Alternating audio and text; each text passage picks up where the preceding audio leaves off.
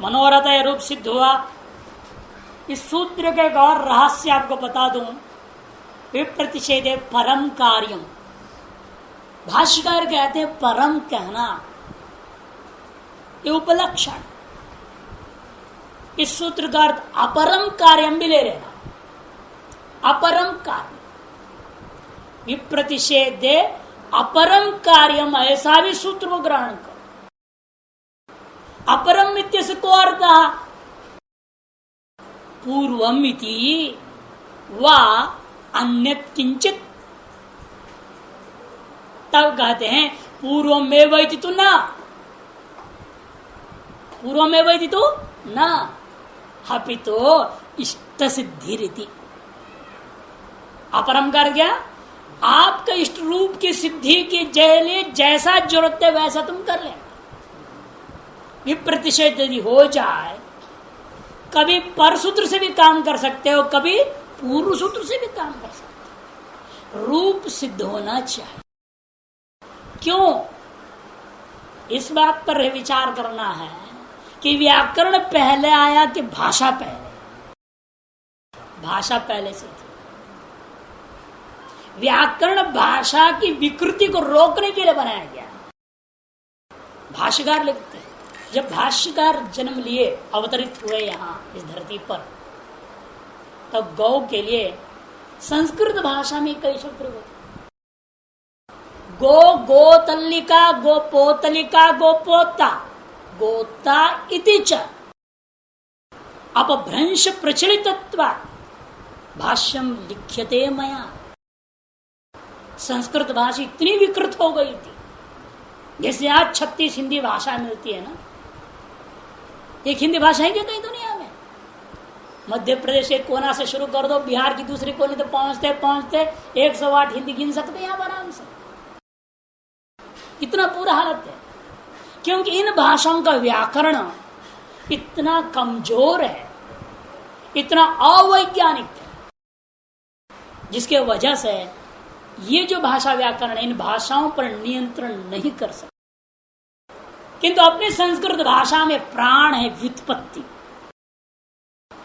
व्युत्पत्ति के बिना कोई भी शब्द को हम स्वीकार ही नहीं करते हैं। लगभग अव्युत्पन्न शब्द भी होते हैं, विचार आएगा अर्थ धातु प्रतिगम सूत्रों में। व्युत्पन्न अव्युत्पन्न पक्ष विस्तार और विस्तार रूप से बताऊंगा। लेकिन भाषा पहले, व्याकरण का।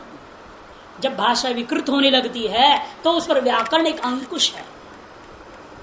आप कह सकते हैं अगले को, भाई तुम गलत बोल रहे हो, व्याकरण के अनुसार गलत है, ऐसा मत प्रयोग करो। वाक्य को इसी ढंग से प्रयोग करना, ऐसे भाषा का परिशोधन कर सकते हैं व्याकरण के द्वारा। और हमारी जो भाषा संस्कृत भाषा, यह तो अनुत्पन्न भाषा है, अनादि निधना, वागुत्सृष्टा स्वयं भुवा। स्मृतिकार कहते हैं ये अनादि है। स्वयंभू कौन? ब्रह्मा जी, उसके मुख से स्वयं ही प्रकट हुई भाषा है संस्कृत भाषा। किसी के द्वारा अकल से बनाई गई भाषा है। वागुत्सृष्टा स्वयं भुवा, अनादि निधना श्रेया वागुत्सृष्टा स्वयं भुवा। स्वयं भू के द्वारा यह अनादि निधन रूपा वाक स्वयं ही उत्सृष्ट हुई है और सकल प्रकार का श्रेय प्रदान करने वाली है। श्रेया ऐसी भाषा है, और इसलिए इसको दैवी भाषा बोलते हैं। अन्य भाषा, एक कवि ने लिखा भी है, संस्कृत भाषा में प्राण रूपी व्युत्पत्ति के कारण सदा जीवित भाषा है।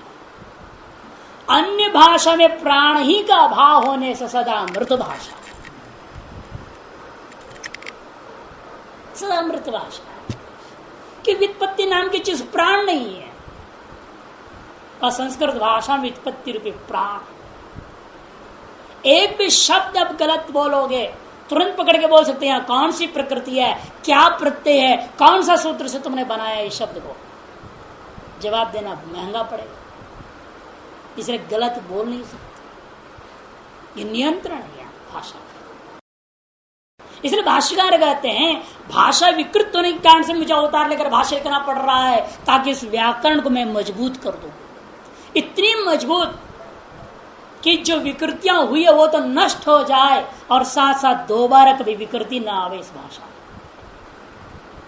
इसलिए भाष्य। अतएव हम लोग कहते भाष्य सर्वोत्कृष्ट। उत्तरोत्तरम मुनीनाम प्रामाण्यम, पाणिनि से भी ज्यादा प्रामाणिक कात्यायन महर्षि है, कात्यायन महर्षि से भी ज्यादा प्रामाणिक पतंजलि महर्षि। पतंजलि जी ने जो कह दिया सो कह दिया, उससे आगे और आगे पीछे कोई फर्क नहीं कर सकता। इसलिए अपरम का अर्थ उन्होंने कहा पूर्व में देना जरूरी नहीं, इष्ट सिद्धि के अनुरूप जो चाहे सो कर। शब्द जो अनादिक काल से इस नित्य संस्कृत भाषा में वेदादियों में जो देखा जा रहा है शब्द, उस शब्द की सिद्धि के लिए भी प्रतिषेध होने पर आप चाहे पूर्व सूत्र को लगाओ चाहे पर सूत्र लगाओ, हमें कोई चिंता नहीं बोलते, जो चाहे सो लगाओ। लेकिन वो जो शब्द दुनिया में प्रसिद्ध है पहले से ही, वेदों में, स्मृतियों में, पुराणों में, इतिहास ग्रंथों में, उन ग्रंथों में जो संस्कृत शब्द है उसकी सिद्धि होनी चाहिए। वहां जैसा प्रयोग हुआ है वैसे रूप आपको बनाना है, चाहे पर सूत्र लगा करके बनाओ चाहे पूर्व सूत्र लगा के बनाओ, मर्जी तुम्हारी। इसलिए परम का अर्थ उन्होंने अपरम भी कह दिया, परम अपरम उभयमिति कथम, इष्ट सिद्धि रेव प्रधानम, इष्ट सिद्धि प्रधानता है। इसलिए बार हम बोलते रहते हैं, आपको ध्यान दिया होगा, जो प्रश्न उठते हैं पदांते किम, कहते हैं अनिष्ट रूप बन जाएगा, कहता हूं बार बार अनिष्ट रूप सिद्धि हो जाएगी। इसीलिए यहां पदांत से विशेषण देना जरूरी है, सूत्र में अमुक शब्द की जरूरी है, ताकि अनिष्ट रूपों की सिद्धि को रोक सके। जैसे कल अण यदि न कहे होते तो तृढ़ वृढ़ रूप बिगड़ जाता, अनिष्ट रूप सिद्ध हो जाता, तृढ़ वृढ़ नहीं बनता, त्रीढ़ व्रीढ़ बन जाता, दीर्घ हो जाता, वो अनिष्ट सिद्धि है। वह अनिष्ट रूप इसीलिए है क्योंकि त्रीढ़ व्रीढ़ करके कहीं भी किसी ग्रंथ में प्रयोग नहीं है, और उसको यदि आप सिद्ध करते हो तो अनिष्ट सिद्धि हो गया। और उस शब्द को यदि लोक में स्वीकार कर लिया जाए तो भाषा में विकृति आ जाएगी। अतएव यहां पर अणहिति किम कह करके दृढ़ वृढ़ दृष्टा, इसलिए इस विप्रश परम कार्यम सूत्र में परम से अपरम भी ग्रहण किया गया है, और अपरम से तात्पर्य है इष्ट कार्य की सिद्धि। यहाँ सूत्र के विलक्षण बात थी। अब आगे बढ़िए। एतत् तदोह सुलोपो अकोरणै समासे हली, एतत् तदोह सुलोपो अकोरणै समासे हली। पाठ ऐसे किया जाएगा, यह अलग अलग पद है, लेकिन एतत् तदोह सुलोपो अकोरणै एक साथ लेनी पड़ेगी, समासे और हली। पदच्छेद करेंगे तो कैसा होगा? एतत् तदोह एक पद है, षष्ठी का द्विवचन, सुलोपः प्रथमा का एक वचन। वास्तव में सुलोपः लिख दिया इन्होंने, कुछ लोग एक पद मान रहे हैं, किंतु वाक्य में दो अलग पद होना चाहिए। सु अलग है, लोपः अलग। सु षष्ठी एक वचन, लोपः प्रथमा एक वचन। सु षष्ठी एक वचन, लोपः प्रथमा एक वचन। अकोहो, अकोहो षष्ठी का द्विवचन। अनई सप्तमी का एक वचन। समासे सप्तमी का एक वचन। हली सप्तमी का एक वचन। 7 पद है। और कुछ लोग श्लोपा को एक पद मानते हैं तो षटपदी हो जाएगा, लेकिन एक इसलिए नहीं हो सकता है कि सु का लोपा के साथ समास नहीं कर सकते आप। यदि छांदस करें तो बात अलग, वास्तव में नहीं कर सकते कि समास का कुछ नियम है। 2 शब्दों का बीच समास कब होगा? समास का नियम, मूल नियम जानते हैं? नहीं जानते। सविशेषणानां वृत्तिर्न वृत्तस्य च विशेषण योगो न। नियम दिखाया आपको समास में, तो क्या पड़े फिर लघु। समझ में नहीं आता। मूलभूत नियम जड़ मालूम नहीं है तो फिर आगे पढ़ के क्या? सविशेषणानाम वृत्तिर्ना वृत्तस्य च विशेषण योगो न। देखिए दृष्टांत को समझा देता हूं इस चीज को संक्षेप में। राज्य पुरुषा, इनका बीच में समास हो जाता है ना, राज पुरुषा बनता है। लेकिन अब यदि हम ऐसा लिखें आद्यस्य राज्य पुरुषः, यहां समास नहीं हो सकता। ये राजा पुरुष का बीच है। आढ़ शब्द राजा का विशेषण, अमीर राजा का यह आदमी है, राजा का आदमी है, इतना ही शब्द हो तो समास हो जाएगा। लेकिन राजा का जो विशेषण आपने दिया सविशेषणानाम, सविशेषणानाम यदि विशेषण है फिर उस शब्द का पर शब्द के साथ समास होने की संभावना ही खत्म हो जाती। और ऐसे बना दूं आद्य राज्य पुरुषः, तब भी समास नहीं होगा।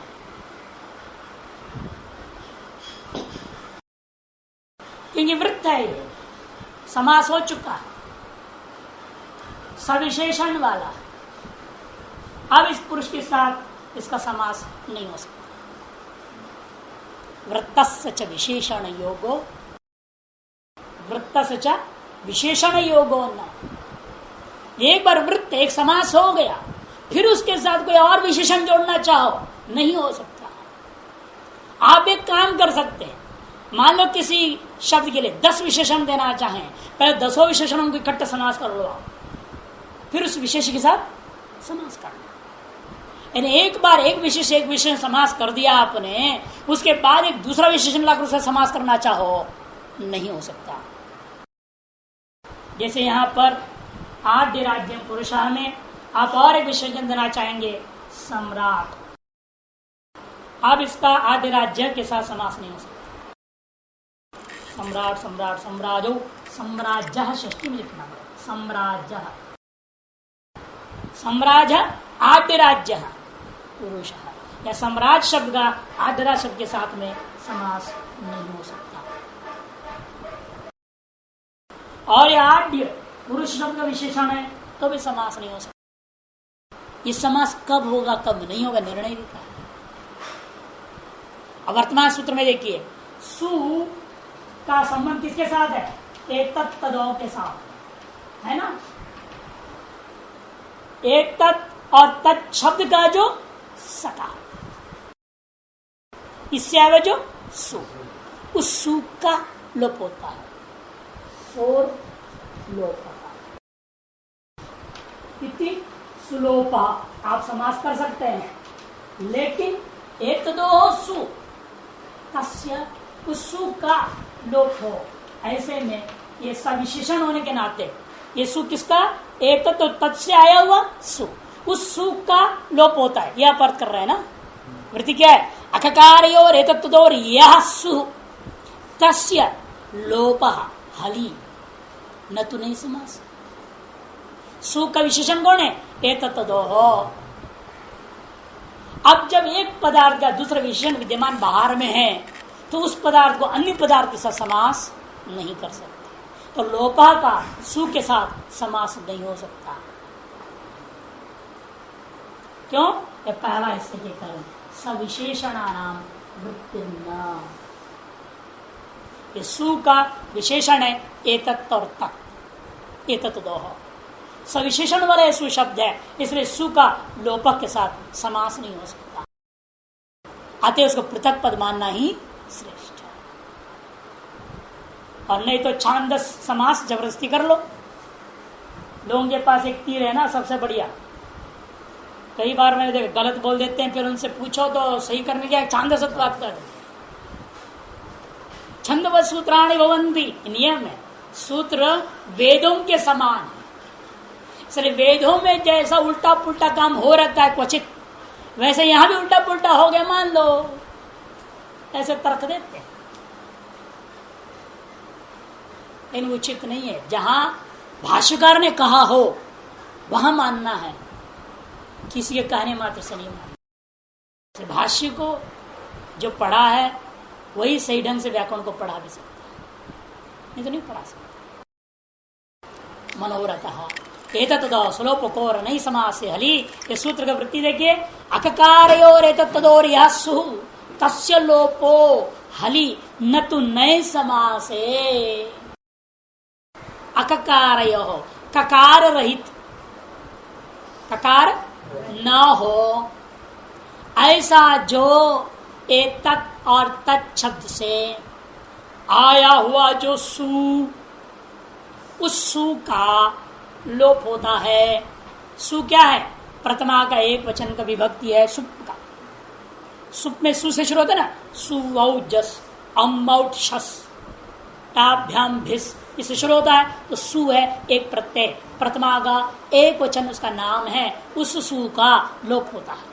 यदि वह सु एतत् और तत्शब्द से आया हुआ हो तो, और वह एतत् और तत्शब्द भी कैसा हो, उसके बीच में ककार न दिखाई देता हो, ककार रहित हो, ऐसा जो एतत् और तत्शब्द से पर में आया हुआ जो सु, उस सु का लोप होता है। कब?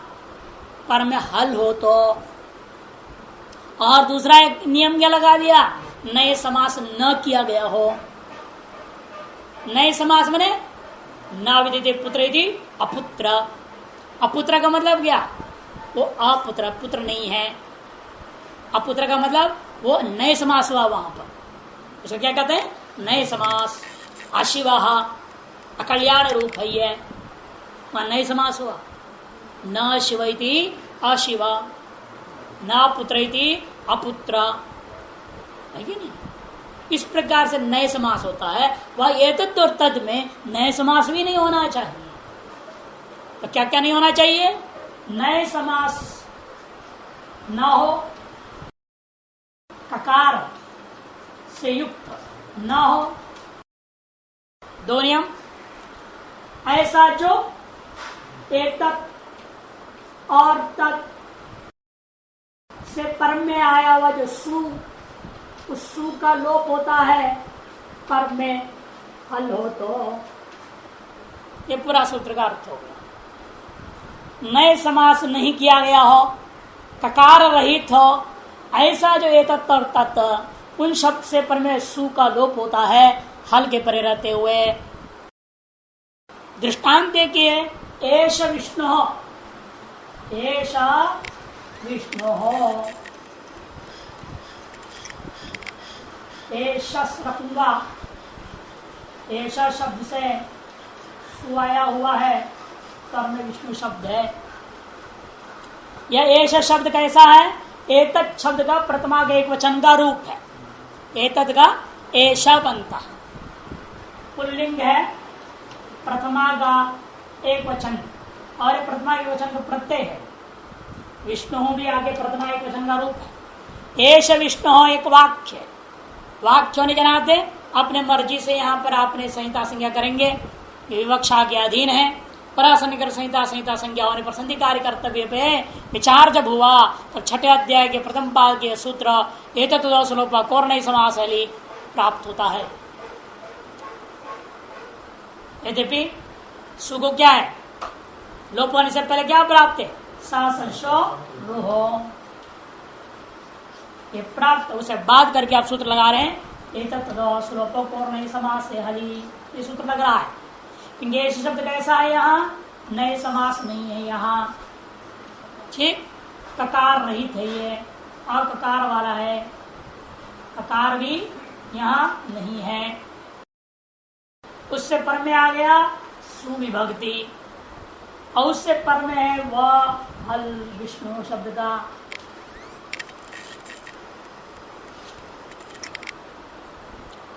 वकारोपी हल पर में है, अतः सु का लोप हो जाएगा। रूप क्या बनेगा? एष विष्णु, एष विष्णु प्राप्त सा संशो रूह, पदान सकार रूह आदेश होना चाहिए। रूह होगा तो विसर्ग होगा, विसर्ग होगा उसके धाशिच सूत्र होता, एशो विष्णु बन जाता अनिष्ट रूप। उसे निवारण करने के लिए सूत्र ने क्या कर दिया? सु का लोप ही कर दिया। न रू होगा, न ऊ होगा, न गुण होगा, कोई काम नहीं, एश विष्णु रूप बन गया। एक और दृष्टांत दे रहे हैं स का भी। स शब्द तत्पद का, तत्शब्द का रूप है, ये तत्प्रातिपदिक का रूप है। सह पुल्लिंग में बनता है सह, स्त्रीलिंग में बनता है सा, नपुंसक में बनता है तत्। सह तौ ते, सा तौ ताह, तत् ते तानी नपुंसक। ये तत् शब्द का पुल्लिंग एक वचन का रूप है सु, पर में है शंभु। यह तत् शब्द का जो रूप स दिख रहा है, यह स भी कैसा है, या नए समास नहीं हुआ है, ककार रहित भी है, पर में सु विभक्ति प्रथम एक वचन का आया हुआ है।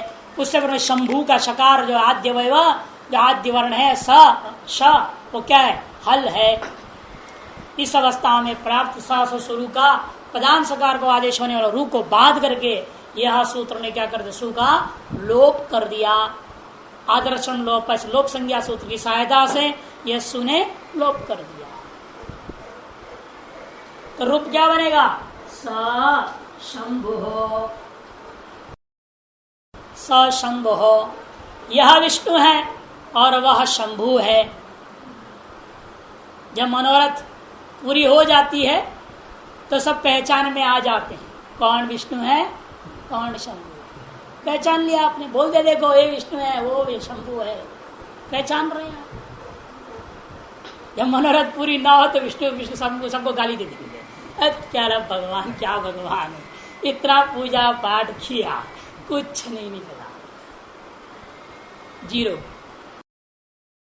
कई लोग आते बड़े अच्छे महात्मा साधक लोग, कई वर्षों से साधना कर रहे हैं, कुछ भी अनुभव में नहीं आया, तो आते कहते महाराज क्या वास्तव में वेदांत सच्चा है कि कल्पना है, कुछ अनुभव ही नहीं हुआ। मैंने कहा यही तो समस्या, तू वेदांत समझाएंगे, आप चाहते घट जैसे आत्मा का अनुभव कर लेंगे, क्या अनुभव करना चाहते हैं, ब्रह्म को अनुभव कर लोगे, ब्रह्म को विषयत्व अनुभव करना चाहते हो, इसलिए तुमको अनुभव नहीं हुआ। बड़ा कठिन काम नहीं, अच्छे अच्छे लोग पछड़ जाते हैं, परेशान हो जाते हैं। यततानाम अपि सिद्धानाम कश्चित् वेत्ति माम तत्त्वम्। इसलिए कहा है हजारों सिद्ध लगे हुए हैं तो एकाध उसमें से मुझे समझ पाता है, और यहाँ तो सब गिद्ध बने हुए हैं, सिद्ध कहेगा। बातें ऊंची वेदांत की करेंगे, जातवाद की, जगत नहीं जगत मिथ्या, ऊंची बातें, ऊंची सोच, ऊंची रहन सहन। हर जैसे गिद्ध जैसे इतना ऊंचा उड़ता है, नजर का रहता है सड़ा मांस में, ऐसे लोग यहाँ बड़े बड़े वेदांत की चर्चा करते हैं, वेदांत के ऊंची तत्वों का चिंतन करते हैं, वेदांत तत्व पर विचार करते हैं, प्रवचन करते हैं, लेकिन सदा दृष्टि कहाँ रहती है, विषयों पर ही दृष्टि रहती है। सोच ऊंची है, रहना ऊंची नहीं। वेदांत को जीना अलग चीज है, वेदांत को बोलना अलग चीज है। बोलने वाले बहुत होते हैं, जीने वाले नहीं। दृष्टांत के प्रश्न डाल रहा, अकोह किम, ककार रहित है तो दर्द होना चाहिए, ऐसे क्यों कहते हो, अकोह किम एष कौरद्रहा। देखो यहाँ ऋतु सब हो गया, एष का धन सु धन रुद्र, यह अवस्था है। एष का कैसे बनता है ये, एष का एक तत् शब्द है, उससे एक तद्धित प्रत्यय है, अकच्छ बोलते हैं। विग्रहवाद कैसे किया जाएगा देखिए, थोड़ा तद्धित का भी पहचान हो जाए आपको। अज्ञातो अज्ञात एषः इति एषकः बनेगा।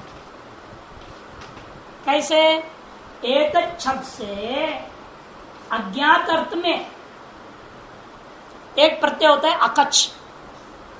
वो अकच्छ कहां बैठता है, अव्यय सर्वनाम नाम अकच्छ प्राक्टे है। टी संज्ञा आपने पढ़ा है ना, टी संज्ञा किसके होता है एतद में, एतद में टी संज्ञा किसको होगा, अध भाग को, है ना, क्योंकि कितने अच्छे हैं ए और तामया, इन दोनों में से अंत्य कौन है अ, वो है आदि में किसका द का, ऐसा समुदाय कौन है अध, इस अध की टी संज्ञा हो गई। ठीक, इस अध का पूर्व में अक बैठेगा, अकच्छ में से अकच्छ प्रत्यय है, उस अकच्छ में से क्या बचता है अक, वो बैठ के इसलिए कहा ता के बाद अध से पहले, तो स्थिति कैसे बनेगी तब एक अक अध, एक अक अध मिला दो, एक तक्कद, एक तक्कद प्रातिपदिक हो गया। क्या प्रातिपदिक हो गया, एक तद धनसु था हो गया एक तद धनसु, एक तद करते वह जाना हुआ, और एक तद अर्थ न जाना हुआ वह। इसमें ये का की महिमा से अकच्छ प्रत्यय जब घुस गया बीच में, उससे अर्थ क्या हो गया अज्ञात है। अज्ञात यह के लिए एक तद प्रातिपदिक है, अज्ञात यह के लिए एक तद प्रातिपदिक। ठीक, इसलिए ज्ञात अर्थ में एष रूप बनता है और अज्ञात अर्थ में एष कह अर्थ रूप बनता है, ये रूप बनता है। ज्ञात हो तो एष, अज्ञात हो तो एष कह। ठीक है ना, ये ककार से युक्त एतत् शब्द देखा आपने, एतत् शब्द था वो कैसा हो गया ककार से युक्त हो गया, इसलिए इस एतत् को क्या कहेगा ककार रहित, और इसको एतकद को ककार सहित। इसलिए अककार वाला ये तद है और ये ककार वाला है ना। ये कैसा है ककार रहित होने से अककार वाला ये तद कहा जाएगा, और इसको क्या कहोगे ककार वाला ये तद कहा, है ना। अब इसी को यहां बनाया देखो, ये तद के त को फिर स हो गया, स को श हो गया तो एष का बना, त को स होता है तदो स सावनंद्य, और स को आदिश आदिश प्रत्यय से मूर्धन्य शकार हो जाता है। क्रम ऐसा है, ये सब सूत्र आपको बाद में आएंगे, लेकिन इतना आपको दिखाया केवल कि बना यह एतत् शब्द का ही है। तो एष का जंसु ककार वाला है। यदि इस सूत्र में एततो सुलोपो अकोर न कहे होते, अकोर निकाल दो सूत्र से, सूत्र कितना बनता एततो सुलोपो नई समासे हली, इतना ही सूत्र होता। सुलोपो नई समासे हली ये सूत्र बनता, कि लोपो आने ही बन जाए ना, अवग्रचन हो जाएगा। जैसे शिवोर्च बन गया ना, लोपो आने, ऐसा होकर के सूत्र बन जाएगा। किंतु समस्या क्या होगा, इस जगह पर फिर सु का लोप होगा नहीं, क्योंकि आपने ककार रहित विशेषण दिया नहीं। जब ककार रहित विशेषण नहीं है तो ककार सहित में भी क्या हो जाएगा सु का लोप हो जाएगा। यहां भी सु का लोप हो जाएगा, रूपेश का रुद्रा बन जाए, गड़बड़ रूप हो जाएगा। होना क्या है यहां पर, इस सु को रू, ससु से, रू को वू, हसीच से रू बनेगा, एश को रुद्र, मनोरथा की जैसे एश को रुद्र, सजुषो रुहु हसीच आद्गुण, ये बनना चाहिए। और यदि आप यहाँ अकोह नहीं कहेंगे तो ये रूप नहीं बनेगा, और सु का लोप होकर के एश क रुद्र ये रूप बन जाता है, जो कि अनिष्ट रूप है। इसलिए सूत्रकार ने अकोहो कह दिया। अकोहो कहने पर ककार रहित में ही सु का लोप होता है, ककार सहित में सु का लोप नहीं होगा। जब सु का लोप नहीं हुआ तो सु से रू हो जाएगा, हर्ष से उत्व, आद गुण से गुण होकर के एश को रुद्र ये रूप बन जाता है। अनई समासे किम, एक और प्रश्न पूछ रहे हैं, भाई अनई समासे क्यों कहा इस सूत्र में, अकोर हरि ऐसे कह दो सीधे, एतत् तदो सुलोपो अकोर हरि, अकोर नहीं समास हली, इतना कहने क्या जरूरत, अनय समास घटाओ सूत्र। तब कहते हैं अच्छा तो समस्या कहाँ आएगा, असह शिव, यहां पर गड़बड़ होगा। रूप नए समास में भी इस सु का लोप हो जाए, असधन सु धन शिव है, असधन सुधन शिव। ये असा कहां से आया, तत् शब्द है, न तत् इति अतत्, अतत् का ही रूप बना अस,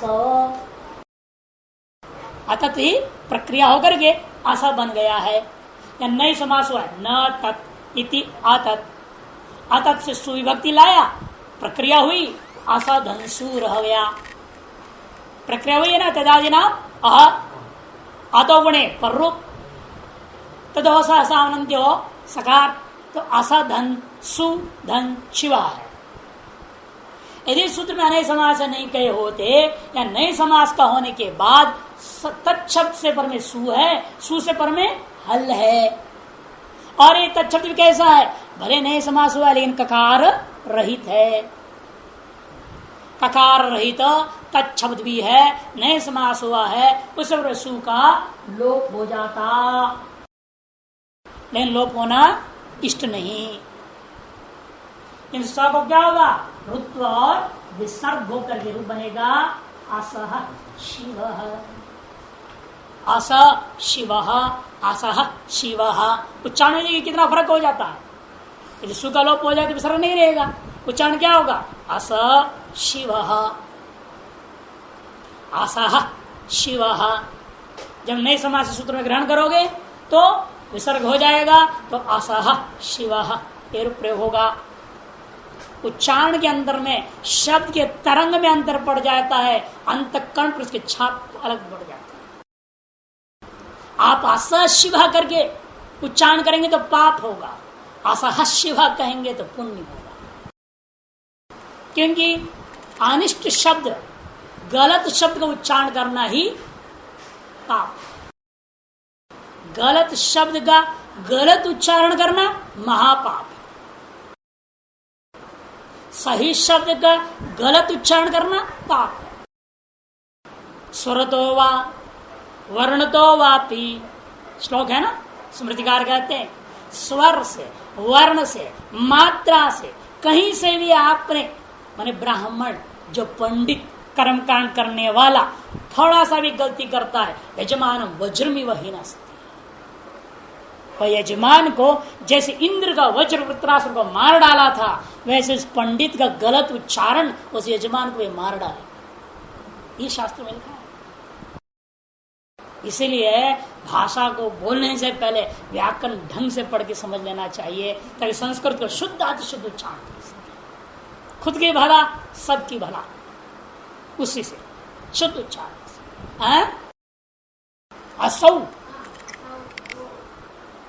it does not matter, असौ is for अदस शब्द, it is not of तत् शब्द। असौ शब्द जो बनता है आदस के प्रथमा का एक वचन है, वहां तत्शब्द है ही नहीं, ये तत्शब्द भी नहीं है, नए समास भी नहीं है, वो आदस शब्द का रूप है असौ।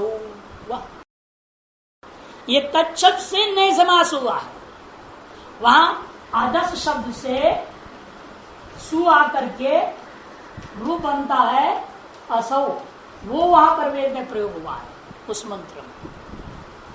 वहां नए समास वाला तत्शब्द नहीं है, और नए समास वाला तत्शब्द प्रथमा का रूप होता है तो क्या होता, असौ होता, असौ नहीं बनता है कि नहीं, असौ बन सकता है वकार के पर रहते हुए, असौ नहीं हो सकता।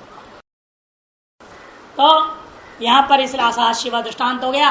और अंतिम पदकृति कर रहा है हली किम, हल के पर रहते सिद्धू का सूत्र में एतत् तदोह सुलोपो अकोर नहीं समास से, इतना ही सूत्र बनाओ, हली को हटा दो तो क्या होगा, तो कहते हैं तब तो एशोत्र, एशा धनसु धनत्र, इस स्थल में गड़बड़ी होगी। यह स्थल भी कैसा है, एक तत्व के प्रातिपदिक का बना हुआ है, ककार रहित है, अककार वाला है, अनई समास भी है, अनय समास भी है, इससे पर में सुविभक्ति और उससे पर में जो है हल नहीं है। यदि सूत्र में हली ना कहे होते, कोई भी वर्ण पर में हो या ना हो तो भी हम करना है। जब हल नहीं कहा तो आज के पर रहते भी हम क्या कर देंगे, लोप कर देंगे, है या नहीं। जब आज के पर लोप हो, सु का लोप हो जाएगा, एश अत्र बन जाएगा, एश अत्र बन जाएगा। और शताध्याय का है 6 का सिद्ध माना जाएगा इसको, और आकाशवर्ण दीर्घ एशात्र बन जाएगा। आकाशवर्ण दीर्घ होकर के क्या गड़बड़ रूप बनेगा, एशात्र, ये रूप बन जाता है। ये गड़बड़ रूप है, अनिष्ट रूप है। इसीलिए इनको क्या कहना पड़ा सूत्र में, हली। हली कहने से अच के परते और लोप नहीं होगा। जब लोप नहीं होगा तो क्या होगा, स रू हो गया। रू होने के बाद अतोरो रप्लुता दप्लुते, जो सूत्र आपने पढ़ा उससे रू हो गया। रेंग पदांत से अवग्रचिन हो गया, रू बना एशो अत्र, एशोत्र। सु को रू को ऊ और अवग्रचिन, कौन कौन सूत्र लग गया, सजुषो रूहु और अतोरो रप्लुता दप्लुते और आद गुण और एंग पदांता दति। इतने सूत्र लग करके एशोत्र रूप बन जाता है। अब इस संधि प्रकरण का ही अंतिम सूत्र है, और विसर्ग संधि का तो अंतिम है ही। सोचिलोपेच्छित पाद पूरणम, सोचिलोपेच्छित पाद पूरणम सह, षष्ठी एक वचन, नहीं षष्ठी एक वचन, प्रथमा एक वचन, प्रथमा एक वचन, अच्छी सप्तमी एक वचन, लोपे सप्तमी एक वचन, चेत अव्यय पाद पूर्णम प्रथमा एक वचन। साहित्य सौरलोपस्यात्, साहित्य सौरलोपस्यात्, सस जो तत्शब्द का रूप है, तद धन सु,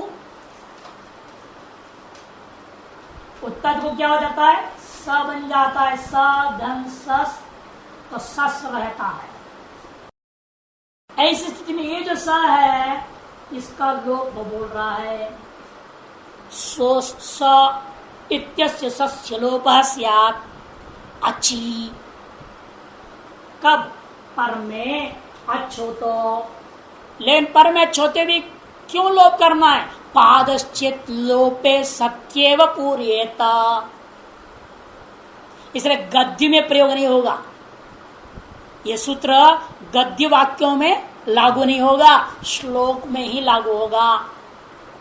पादश्चेत लोपे सत्येव, इसके लोप करने पर ही, यदि श्लोक का पाद पूरा होता है तो, लोप न करने पर पाद में अक्षर बढ़ेंगे, पाद बिगड़ जाएगा। ऐसी स्थिति में लोप करने पर ही यदि पाद की जो अक्षर संख्या पूरी होती हो तो उसी अवस्था में लोप करना है, नहीं तो नहीं करना। पाद कहते किसको, पादश्चेत लोप, अपने लोप होगा तो कब, लोप होने पर ही पाद पूरा होता है। तो कौन सा पाद पूरा होता है, पाद माने पैर, पैर पूरा होता है क्या, पैर तो पूरा है ही पहले से। तो पाद का श्लोक का पाद, श्लोक का पाद का मतलब क्या, नियताक्षर विशिष्टतादि गणत्वत्तम पादत्तम, नियताक्षर विशिष्ट तादि गणत्वत्वम पादस्य लक्षणम। पाद नियत अक्षर से विशिष्ट जो तादि गण से युक्त जो समूह है, वाक्य समूह है, उसका नाम पाद है। तादि गण क्या है आपको पहले बता चुका हूं ना, 8 गण होते हैं छंद में, छंद में 8 गण होते हैं। मगण, तगण, रगण, यगण, है कि नहीं, लगन इत्यादि अष्टगण पहले व्याकरण का कॉपी में लिखा भी है, आप लोगों ने लिख लिया है ना। लघु गुरु वर्ण का दो भेद होता है, ह्रस्व वर्णों का नाम लघु, दीर्घ वर्णों का नाम गुरु। तो लघु गुरु लघु उसके आधार पर उन गणों का नाम है। 8 गण होते हैं, 8 गणों का अलग अलग नाम है, उनकी शैली रखने की अलग अलग होती है। उन गणों से विशिष्ट हो, इसलिए तादि कर दिया, त म य र ज गण इत्यादि गण है, तो तादि गणों से युक्त हो और नियत अक्षर से विशिष्ट हो, ऐसे वाक्य का नाम एक पाद होता है। श्लोक का एक पाद होता है। द्विपाद श्लोक भी, त्रिपाद श्लोक भी, चतुष्पाद श्लोक भी होते हैं। श्लोक में कितनी पाद होंगे कोई जरूरी नहीं है, निर्णय नहीं है, छंद के ऊपर निर्भर होता है। अलग अलग छंदों में अलग अलग संख्या पादों की होती है और पादगत अक्षर संख्या भी छंद के अनुसार अलग अलग होता है। जैसे कि अनुष्टुप छंद में 8 अक्षर होने चाहिए। एक श्लोक ले रहे हैं हम लोग दृष्टांत में, सैष दाशरथी राम सेमाम विद्धि प्रभृतिम। एक वैदिक मंत्र है, एक लौकिक श्लोक है, 2 चीज ले रहे हैं दृष्टांत में। सस इमाम, वैदिक मंत्र में सस इमाम अविद्धि प्रभृतिम, इमाम अविद्धि प्रभृतिम। आप देख रहे हैं सस के सा का लोप न करने पर 9 अक्षर वाला पाद हो रहा है। मैंने उल्टा क्रम जानबूझ के लिखा है क्योंकि हम इसको एक में घटा देंगे, 8 पूरा कर देंगे। मैं जानबूझ के उल्टे क्रम से लिखा हूं, यहां से 1 2 3 नहीं लिखा। प्रभृतिम में तिम में एक अक्षर है, धी 2, प्र 3, धी 4, वी 5, म 6, मा 7, ई 8 पूरा हो गया। ये 7 से अधिक दिख रहा है। अब क्या करें, तब का इस सु का लोप कर दो। लोप करोगे तो क्या होगा, इस और ये गुण में गुण होगा, से हो जाएगा। अब ये दोनों मिलके 1 हो गया, 8वां बन गया। से माम विद्धि प्रभृतिम, 8 अक्षर पूरी हो जाएगी। अब यदि लोप नहीं करता तो क्या होता, स को रू होता, या होता, लोप हो जाता, स इमाम विद्धि प्रभृतिम करके अलग रह जाता दोनों अक्षर, तो 9 अक्षर वाला हो जाता, पाद के नियत अक्षर भंग हो जाएगा। इसलिए लोप करने पर संख्या सही होकर के रूप पूरा बन जाता है। सेमाम विद्धि प्रभृतिम वेद का हिस्सा है। इसी प्रकार से देखिए एक और दृष्टांत दे रहे हैं, यहां गुण होकर के सेव का लोप होने के बाद सस एष दाशरथी राम 1 2 3 4 5 6 7 8 9 राम में म 1 है, रा 2 थी 3 र 4 श 5 दा 6 श 7 ए 8 अक्षर। एष दाशरथ राम में कुल 8 हो गए और ऐसा से अधिक हो गया। अब इस शब्द को मैं लोप कर दूंगा तो क्या होगा, तीसरे अध्याय के सूत्र से लोप कर रहे इसलिए सिद्ध है। आज गुण से गुण वृद्धि हो गई, यहां पर सही श बन जाएगा, सही बन जाएगा। तो 8 और 9 मिलकर के क्या हो गया, 1 हो गया, 8 बन गया टोटल। यहाँ 8 गुण से गुण करके से बन के एक संख्या को 2 संख्या घट करके 1 में हो गया, 2 अक्षर घट के 1 में हो गया। उसी प्रकार यहाँ 2 अक्षर साधन ऐसा वृद्धि होकर के सैष बन करके 1 अक्षर में घट गया। तो 9 अक्षर हो रहा था, पाद भंग हो रहा था। अब वो सु का लोप करने से ही वृद्धि हुई, वृद्धि होने के बाद पाद पूरा हुआ, अष्टाक्षर पाद पूरी हो गई। सैष दाशरथी राम सैष राजा युधिष्ठिर, पूरे श्लोक में ऐसे ही है। सैष राजा युधिष्ठिर, सैष कर्णो महादानी, सैष भीमो महाबल। चारों में वाक्यों में, चारों पाद में सु का लोप करना पड़ा। लोप किए बिना एक भी पाद ढंग से पूरा नहीं हो रहा। चारों पाद में सुख का लोप किया, चारों पाद में वृद्धि करना पड़ा। सैष दाशरथी राम, सैष राजा युधिष्ठिर, सैष कर्णो महादानी, सैष भीमो महाबली। श्लोक वह यह दशरथ का पुत्र राम है, वह यह राजा युधिष्ठिर है, वह यह महादानी कर्ण है, और वह यह महाबली भीम है। ऐसा एक श्लोक में चारों की गणना कर रहे हैं। वह चारों पादों में सु का लोप करके वृद्धि करना पड़ रहा है। साहित्य स्योर लोपस्यादचि पादश्चेत लोप सत्यो पूर्येत सेमाम प्रवृद्धिम सैषदाशरथ राम इति विसर्ग संधि प्रकरण समाप्तम ततश्च पंच संधि प्रकरण भी परिपूर्णम जातम।